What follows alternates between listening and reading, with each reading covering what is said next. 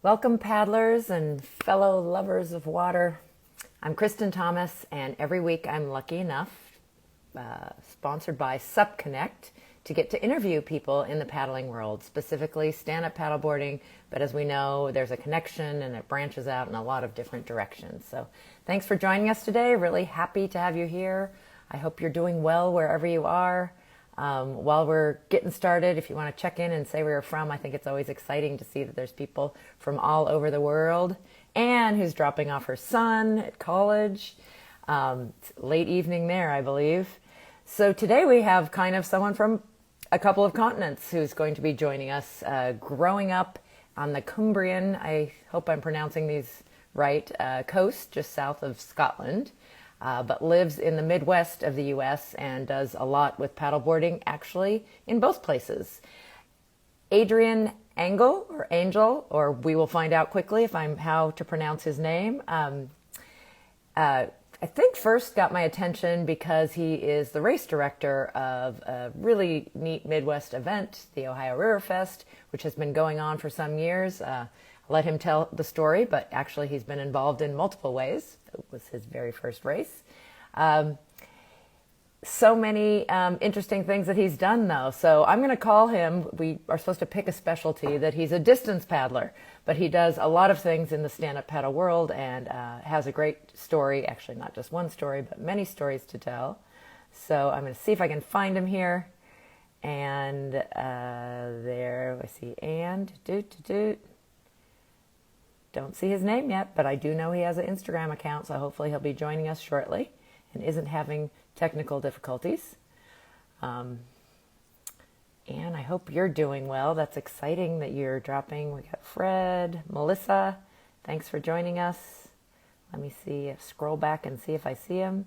Got Stefan, Tahe Outdoor. I'm not sure which Tahe person that is, but love what you do. That's the owner of BIC and SIC brands in France. Yes, that's right. The boards are made in France, I believe. Very cool. And I do believe that that is perhaps what Adrian rides, isn't it? An SIC? Hey, Hugo. And we know he likes Quick Blade. East Coast Sup Tours. Blue Tiger. If that is your name, I don't know it. Michael. Hi, Michael.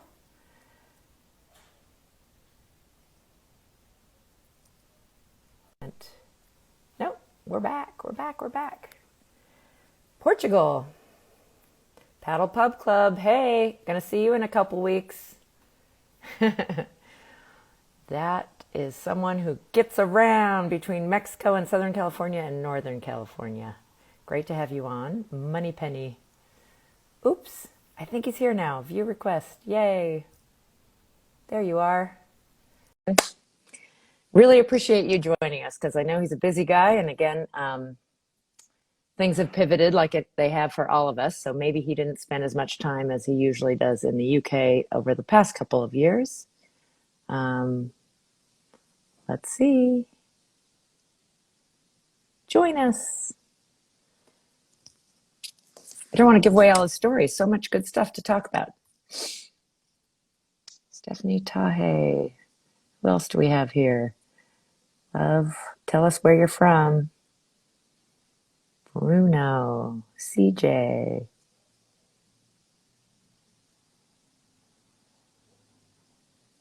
He seems to be coming and going. Hey, Matt. Not talked to you in forever. Hope you're doing well. Are you still in Northern California?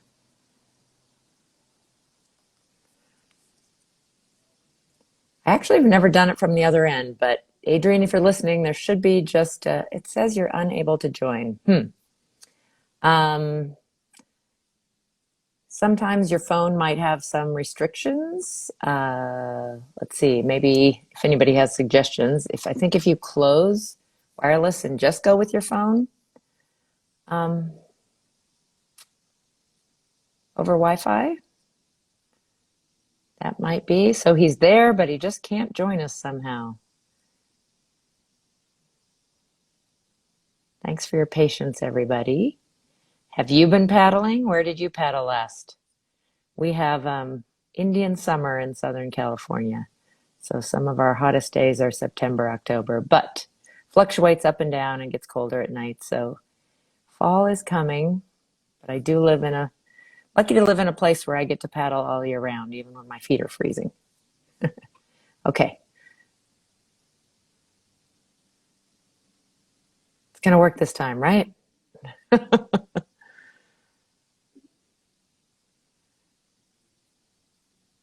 So I have something for you to guess. So both of Adrian's parents are really involved in or were involved in a land sport that maybe some of you enjoy too. I know he does.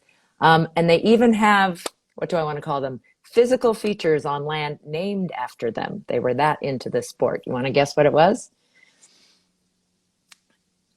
A land sport, not a water sport, even though Adrian does all kinds of water sports. Shoot, Adrian, I'm not sure why it is not letting you in. I'm sending a request. You're sending a request. I can see that your little green dot is on. So it's most likely something on your phone. Carillo. Bruno has joined us and a few other people. I've never had, I don't know if you want to restart your phone, if maybe you have a lot of things open and your phone doesn't have enough memory. And I promised him this was going to be easy. Hi, Kirsty, how are you? And Lucy. Wouldn't you know, that's just what always happens with. And we don't test this ahead of time because it works usually most of the time. I'm sorry, Adrian, I can see that you're there. And then I send a request. Do you know Adrian too, Kirsty? Are you just friendly? Yay! Is that working now? It is working now. I can see Oh my you. goodness. You see me. Sorry about that. No, my apology. I am obviously technology challenged here, but it finally worked. It was, yeah, I could hear you talking, and thanks for keeping things going while I was away. Yeah, I tried not to give away too much. Nobody's guessed about what sport it is, the land sport. We'll save that one for a little bit later. Yeah, sorry about the delay. I know I promised you it would be easy, but it's always something, isn't it? Yeah, you never know. So I expected that you would have been someone who hasn't done this so long, but you first started this in 2007, which is one of the earliest times I've heard, which is amazing. You do come from a windsurfing background. So tell us your sort of story of you were already a wind and water person. How'd you find stand-up?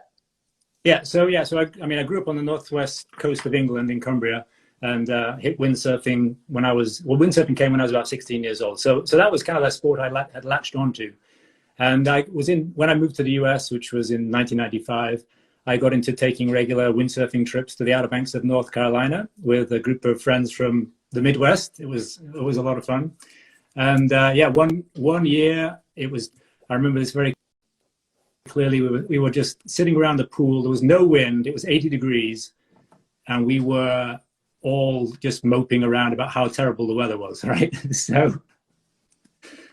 So we decided that we need to find something else to do, and we tried stand-up paddleboarding.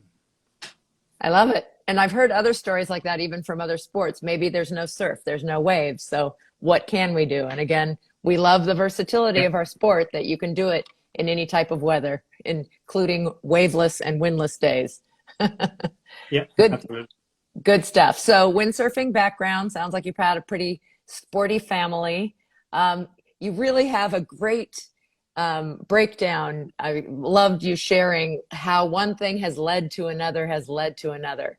So your first race was the race that you ended up being the director of and continue to be the director of, which has gotten to be a really big one. So tell us the story of the Ohio River Fest and getting involved.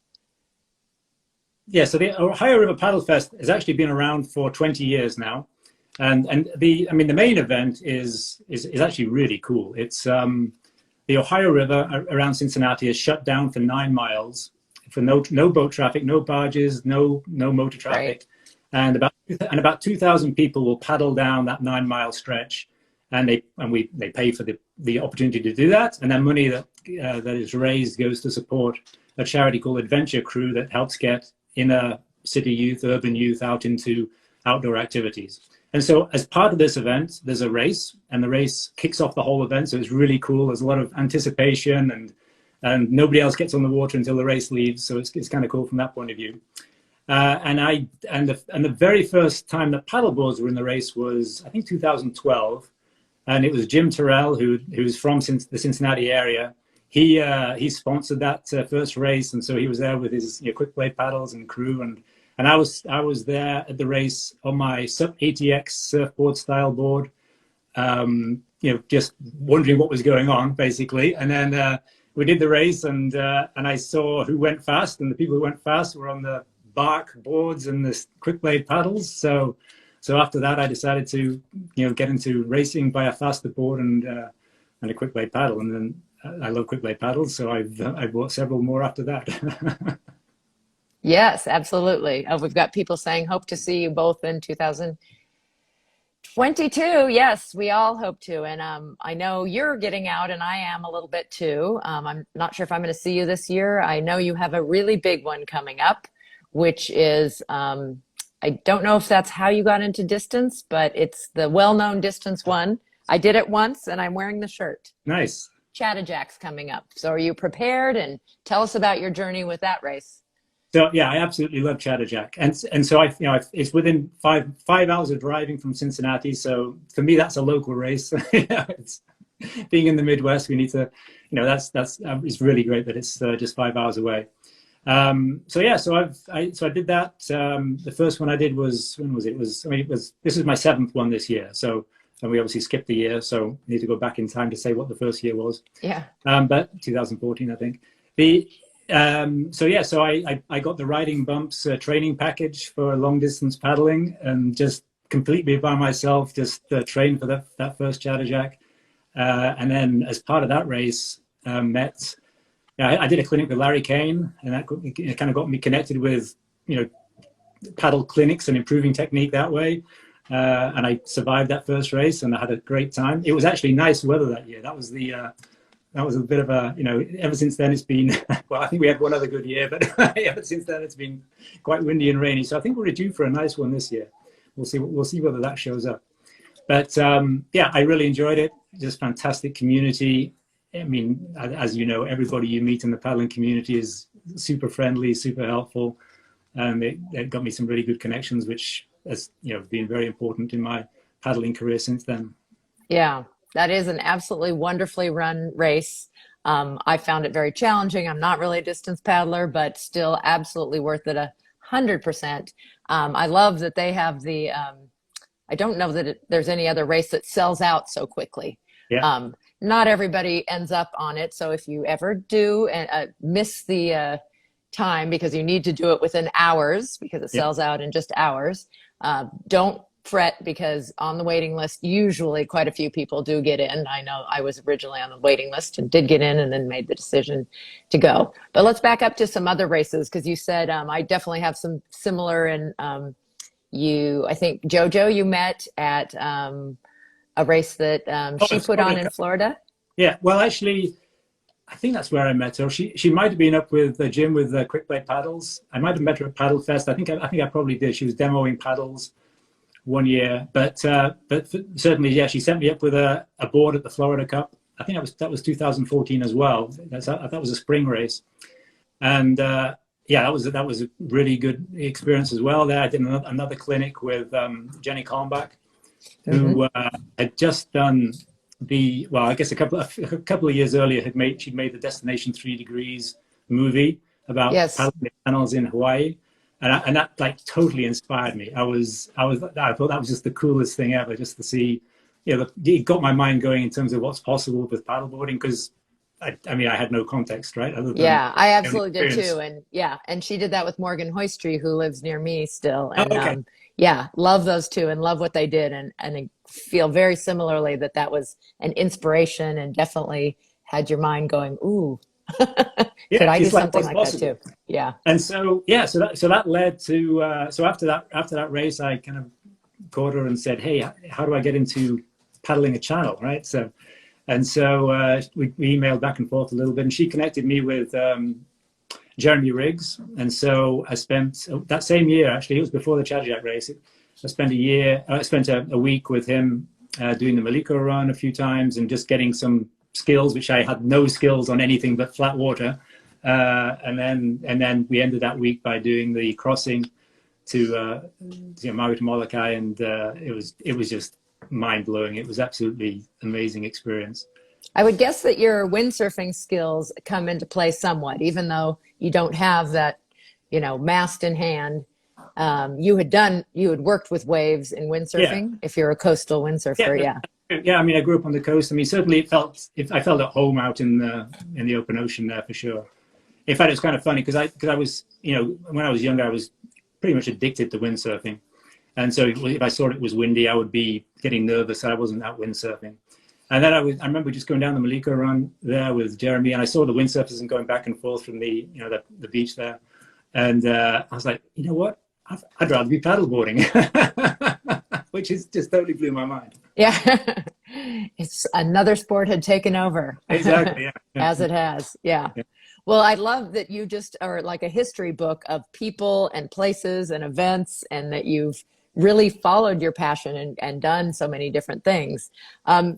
Being a race director, now that's not one as many people have done, but you have helped grow that race. Are you the director of the entire thing? No, so this is the beautiful thing. So is that the race is part of this bigger event. So honestly, I'm the race director, but it's still, as any race director knows, you still have a lot of things going on and a lot of things to be taken care of.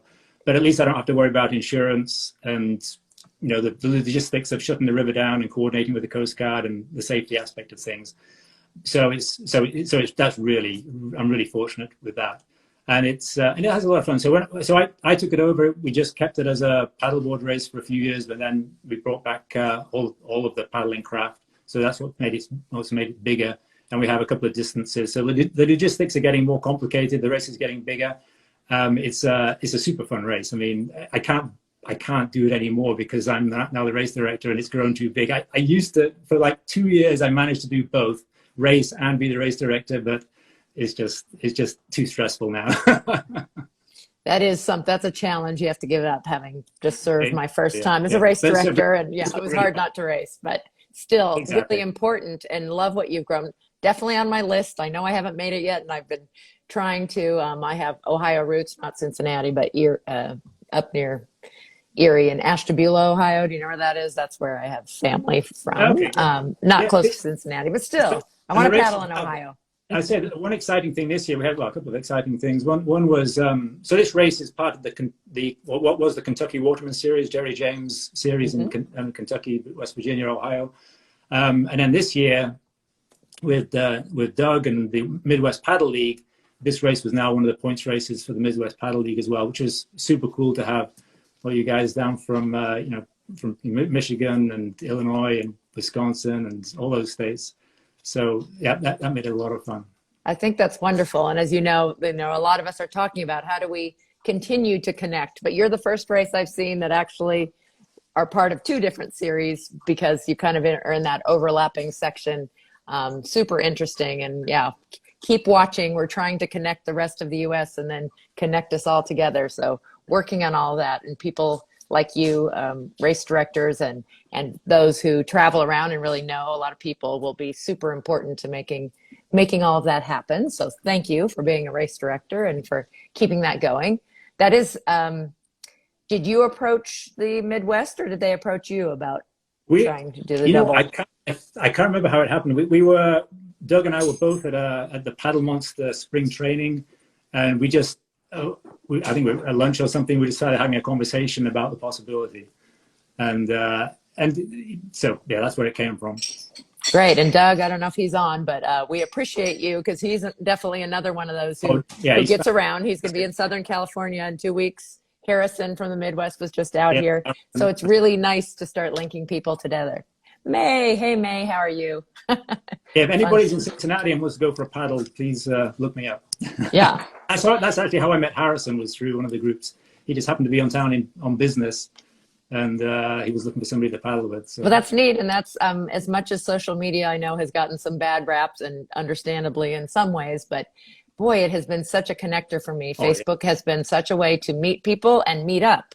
And groups like Paddle Monster, like you just said, that's kind of morphed over time. But there's Yeah. just these core group of people that you almost feel like you know. I actually sometimes have to say, have we met in person or do I Right. just know you from Facebook? Because you've looked at enough of their pictures, feel like you really know what they do and where they paddle.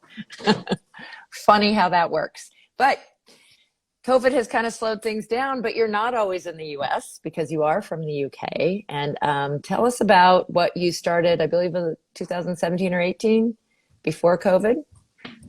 Oh yeah. So after, well, I mean, after paddling Maui to Molokai, that kind of got in my mind about doing crossings, and so I was talking with one of my nieces about it, and she's a type 1 diabetic, and she suggested, she goes like, hey, why don't you paddle across the English Channel and raise money for Diabetes UK?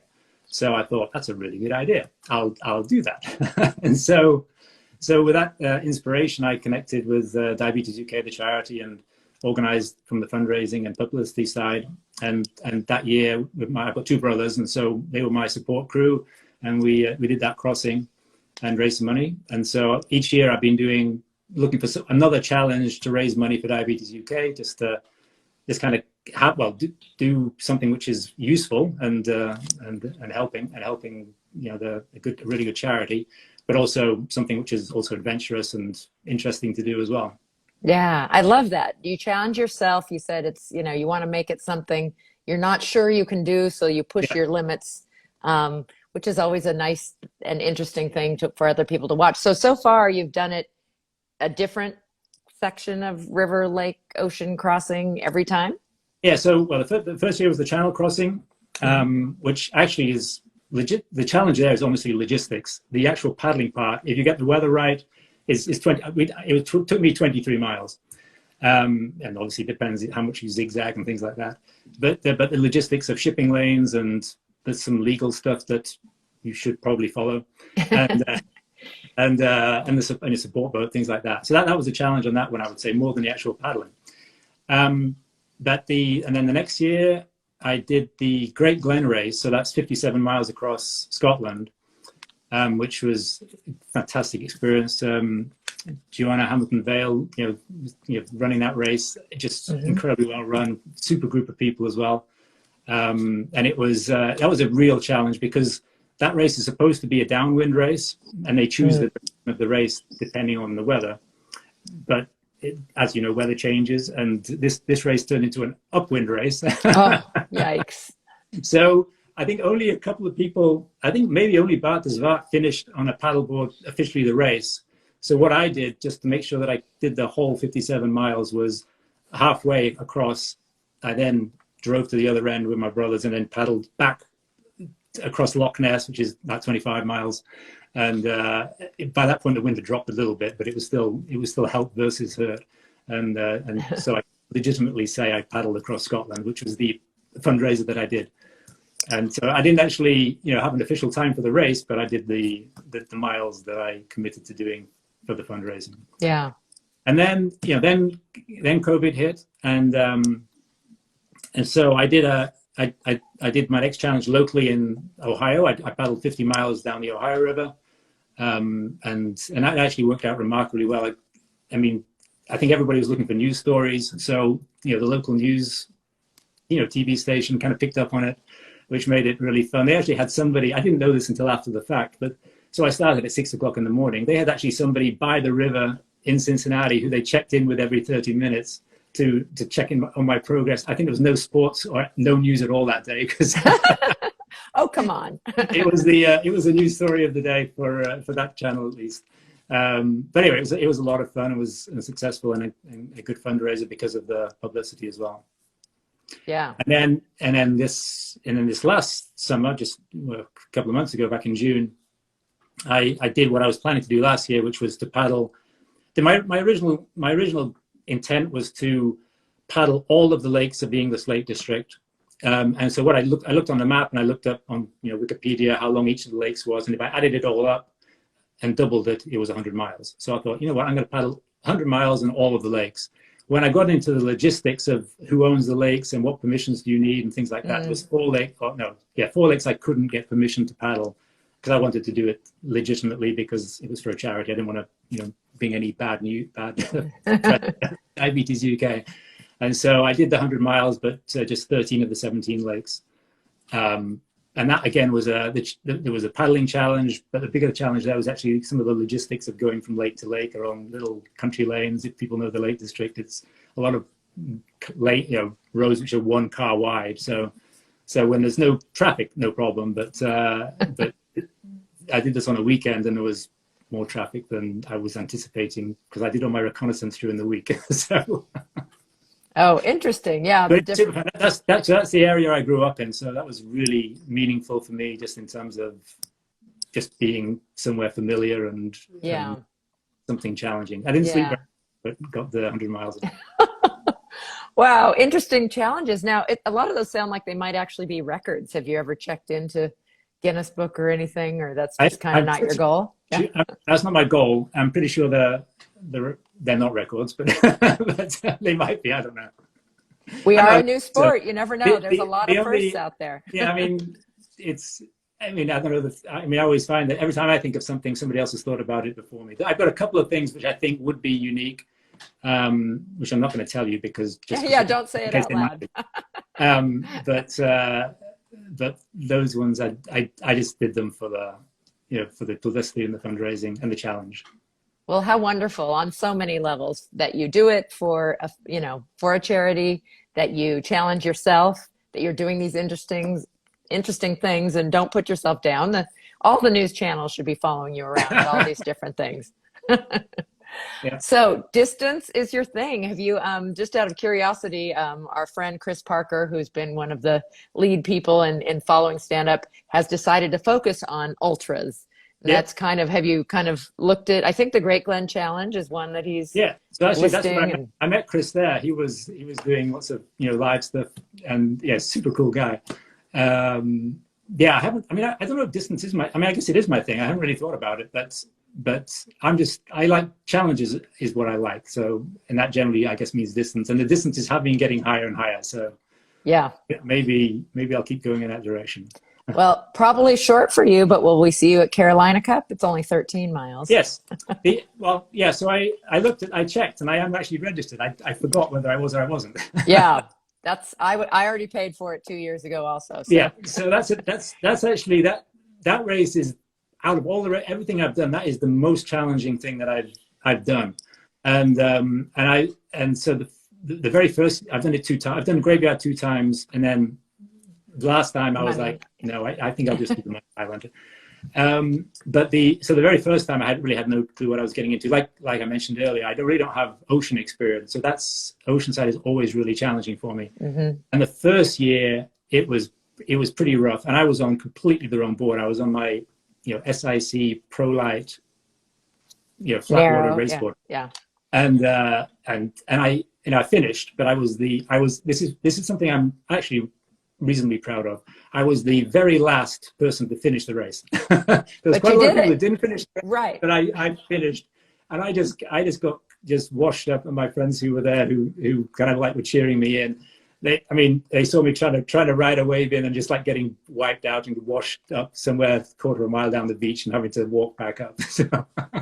But you should be proud that you finished it. You stuck with it, because it can be really hard. Thank you. It was really hard. Thank you very much. So then the next year I bought a All-Star 24.5-inch All-Star, and that was a much better experience. I think it was not quite as rough as well, but certainly having a wider board for me is a good thing. Yeah, lots of unknowns for sure in that race. Which direction you're going to go, we don't know till the morning based on the weather. So quite interesting which way you go through the inlet and the inlets and the currents and it is. I see all the locals there who get the training. I'm like, I should get down there and do some more training. Of everything. Yeah.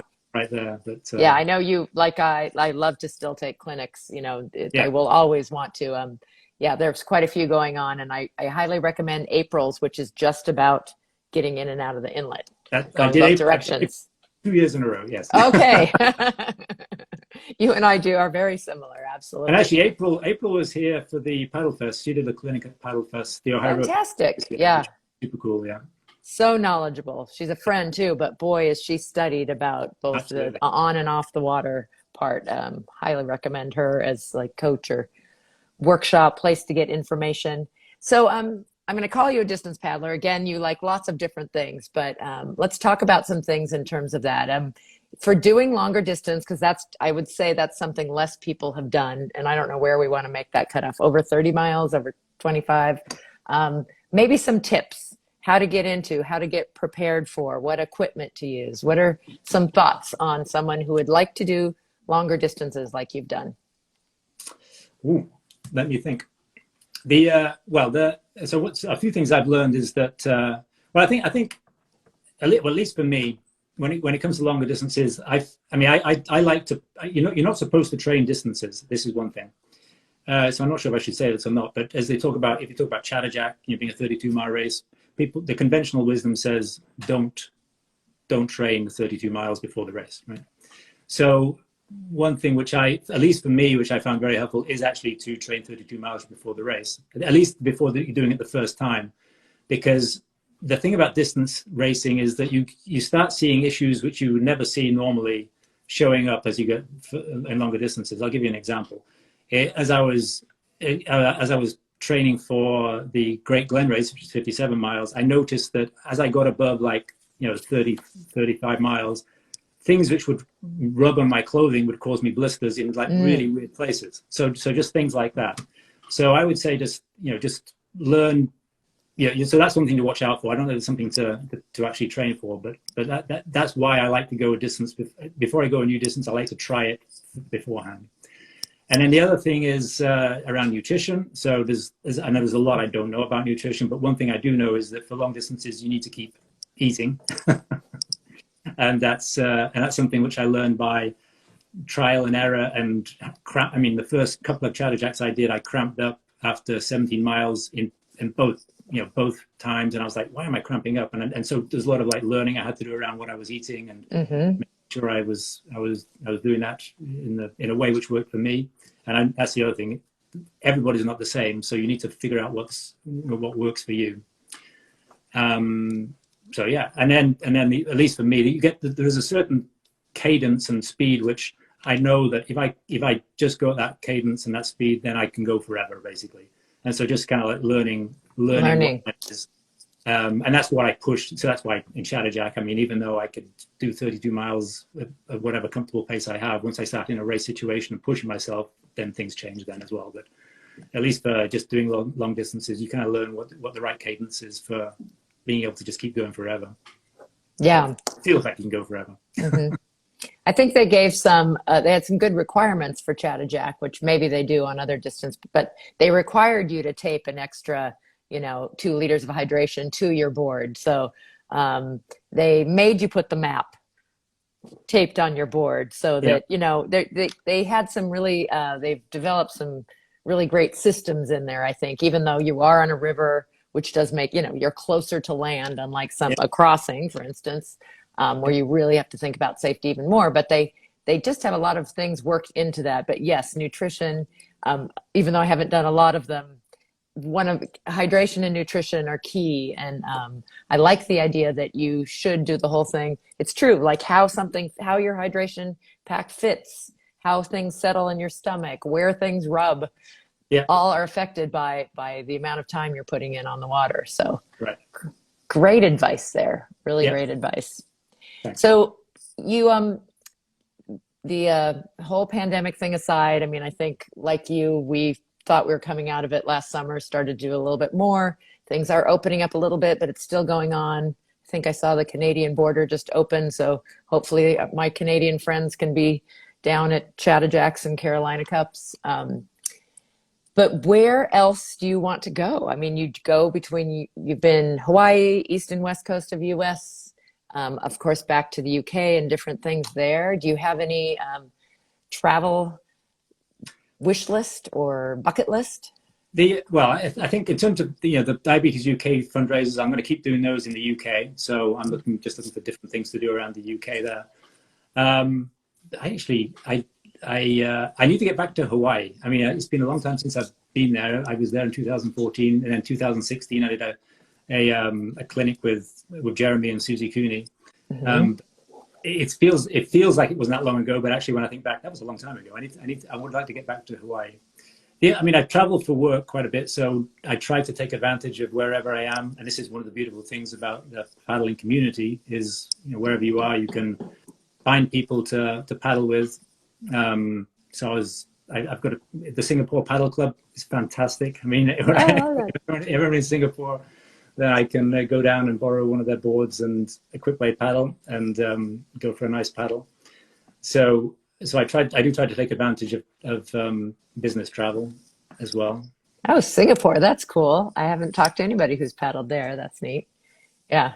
And it's true. And I would think it would get easier. I sometimes bring an inflatable with me to try to, because it's easy to check his luggage. But how nice if you have a place that you could just go and get a board and have the paddle ready and everything. And if you can line it up ahead of time. Yeah, I absolutely agree. Inflatables are fantastic for paddling. I took a couple of inflatables up to Alaska and did, and it was just, I mean, the kind of like the scenery and the photos you can get, just everything is epic basically. So you just have to paddle out and take a picture, and it looks amazing, and it is amazing. Yeah. So you've done downwinding and distance and standard racing, whatever we want to call that, of different distances in a lot of different races. I think you said you tried whitewater too? Yeah. So, there's a couple of things around where I live here in Cincinnati. There's there's a race in Kentucky, which is a whitewater race. That was my first whitewater race, which I did. It was early this year. It was in one of the, I can't remember, it was pretty March, but it was super fun. I mean, I have a river surf board of it's branded. I can't remember. It's one of the big boards. I can't remember what the branding is because it keeps changing, but it's a river board, and it was just super fun. I did lose my fin though, so I need a flexible fin next time. And that was a lot of fun. And then up in Dayton, Ohio, which is 30 miles from my house, there's some standing waves, and so there's some which is for river surfing. So I've done that over the years. I didn't catch on to it in terms of, like, some of my friends like Shannon Thomas, who's now running Surf Dayton. He really got into it and is world class in terms of his abilities for river surfing. He surfs. I think he's brand that he's associated with is Badfish, but it's great brand. He's got a really cool community going in Dayton, Ohio. So I'll go up there maybe a couple of times a year. Yeah, that's neat. I have to say, I was unaware that was even a thing, that there's man-made standing waves. And now I've found there's many towns and cities throughout inland America, which is most of America, that have that. And I assume we're worldwide. And what a neat community that builds up around that, and that they could adjust the wave depending on whether it was a kayaker or a stand-up paddle. So it's just some cool things. Yeah, this is they've just taken the low head downs out of the rivers and put in these features. And so, I mean, it goes up and down. So I checked Instagram, it's on Instagram, the kind of like the little, wave report for each day. And it's a really cool, I mean, and everybody can do it because the wave doesn't move. So it's easy to teach. And I think he gets everybody up, at least standing up at least for a few seconds. Yeah. Well, there's all these offshoots, and it sounds like you've done a lot of things. You were a windsurf addict. Have you tried the wing with a stand-up? So I do. I have a wing. I got a wing a couple of years ago. I got the very first Nash wing, but I haven't taken it to the foil level yet. So I have a foil for my windsurf board. Mm-hmm. But actually, I mean, the wing's in my car right now. Actually, I had it. The weather forecast was windy a few days ago, so I had it in my car, and I went to a local park and I used it on a skateboard. So. Which is really fun, and you can use it on. Yeah, I think some people think even though foiling's exciting, it's a whole nother level. And you see mostly pictures of the wing with foils, but you can use it on a standard windsurf board, or, for instance, I have an inflatable that actually has a dagger board port because. So you need that in the middle, though, right? Really, to make it successful with anything with a wind tool. Yeah, so I have used it on windsurfing boards, which has got the center board. The other thing I've done, because it just packs up into a little backpack, is I'll kind of paddle upwind for a few miles and then wing back down again on my paddle board. Okay, so even without, you can do it on a regular paddle board? Yeah, well, if you don't need to go upwind, you can go down. You can go downwind as easily as you want, as much as you want. So it's only you only need the center fin if you're going to try to go upwind. Okay, great. That's good information. I didn't. Yep. I windsurfed some in the '80s, but not enough to really know the details and the engineering of it all. Okay, I have to ask an off topic because you really piqued my interest. I don't know what you do for a living, and I don't think it has anything to do with stand up, but you have a whole bunch of patents. So you're an inventor of some sort? Well, I do have patents. So, I mean, I work for Procter and Gamble, so in the consumer goods industry, and over my career, I've worked on developing new products and specifically the new manufacturing processes for making new products. So, I'm a chemical engineer by background, and so as part of my job, that's where those patents have come from. That's very cool. So I forget how many you said, but many, many patents. What an interesting adventure your work life is too. Oh yeah, that was yeah. I mean, I really love patents and inventing, and I don't know about you, but I'm always thinking of new inventions as I'm paddling. Just Yeah. would make life a lot easier. And then it's quite funny because then I'll go back and I'll go into the U.S. Patent Office and see if somebody else has invented it, and sometimes they have, sometimes they haven't. So Okay, yeah. we're going to have a whole nother discussion on this because I feel strongly that we're still so young, we use sort of equipment from other sports. You know, the safety equipment is a perfect example to me. The leash came from surfing and the PFD came over from kayak and canoe, but they have not been adapted to, I think there's lots of tweaks we could do to make them better. Right, absolutely. Well, I'll tell you really quickly, that was the invention which I thought I'd made, was a retractable leash, which was, you know, so I got like one of those dog leashes with this spring coil in it. And then obviously, I think they use it in kite surfing as well. So it's probably surfers know about it already, but it was only invented it was patented maybe in, you know, the early 2000s. So I thought, but it's a good idea that I don't see out in use, but I'm sure that happens sometimes with patents and then they don't actually put them out into the market. Yeah, well, I think the tension and the problem you're solving is not big enough. It's not a big enough inconvenience for most people. But it is really tidy when you step back and your leash just pulls back into the coil. Because I just took a dog leash and tied it around my ankle and tied it to the back of the board, and it would just go back and forth, and it was beautifully tidy. And oh, I love it. Good. Well, we have to have you start a side business with all your inventions, whether they have patents or not. There's some good stuff out there that we need someone to create and put out there. So can you say you have a favorite part of stand-up paddling? Is there a favorite part of it? You certainly have been involved in so many different ways. Yeah, well, my favorite thing about paddleboarding in general is the community. Honestly, it's that's the thing which kind of sticks with me, and just the feeling of, you know, wherever you go, if you meet somebody who's a stand-up paddleboarder, you immediately feel like you have a friend. Yeah, I live actually in an area where there's a lot of them. People drive by and I wave at them if they have a board on their car, thinking I must know them, which is not so true anymore, but it was for a long time. But I still want to be their friend. If they love the ocean and they want to get out and paddle, you're somebody I want to know. Yeah. I've never met a stand-up paddleboarder who wasn't a cool, nice person. Yes. Well, that's that conundrum. Is it nice people who paddleboard, or does paddleboarding make people nice and good? I don't know. Which comes first? Yeah, that's a good question. Little of both probably is the answer. But everybody should paddleboard. That's what I tell my friends who can't understand why I like paddleboarding so much. Got to get them out there doing some of it. It is interesting that some of us jumped right in and saw it and had the aha, and others were very hesitant about it, especially if they came from other sports that maybe. Well, yeah, I was very hesitant too. I thought it looked incredibly boring. I mean, it was standing on this board and paddling. And then when I tried it in North Carolina, I was like, wow, this is surprisingly fun. and I still can't explain to people why it's so fun, but it is. So you just have to try it. It just is. And yes, sometimes it takes that, like you had that no wind day when you couldn't do your chosen sport at that time. Yeah. Or with surfers, again, it's that no wave day. So fun.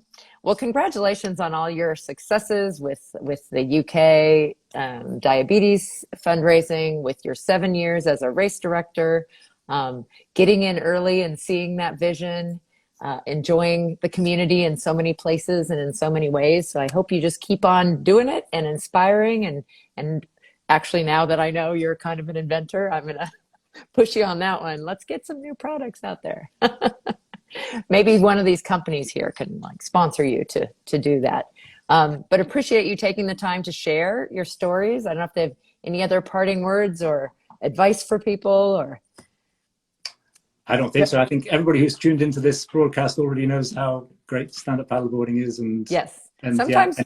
Well, Yeah. I'd say, I mean, like I said earlier, if anybody is in the Cincinnati area and wants to go paddle on the Ohio River or anywhere else, let me know. So generous. Appreciate that. And I'm going to get there and paddle with you one of these days. But best of luck in Chattajack. That's just a couple weeks out, isn't it? When is that? Yep, it's 23rd, I think, 23rd Yeah. October. Okay. A few weeks for that. And then see you also at Carolina Cup. Yeah, I'll be there. Great. And again, community, that's my favorite part of getting there is that we haven't seen each other in a long time, some of us. So that'll be a great place to reunite with paddle monsters and all kinds of other people who come from everywhere. Take care. Thank you for doing this. It gets recorded. Those of you who are listening and have friends who didn't get to join us live, it's immediately on IGTV on SupConnect, and then it will also be put onto YouTube, SupConnect's YouTube, and KT Outside, which is my YouTube. But thank you, Adrian, again for your time. Wait, I pronounced your name like 3 different ways. How do you say your last name? Oh, Adrian Angell. It is Angel. Okay. Yeah. Wasn't sure. Adrian Angell, that's a great name and great guy. Really appreciate you taking the time to talk with me today, and we'll see you next month. Thank you very much. It was a lot of fun. Thank you. Take care. Bye. Bye.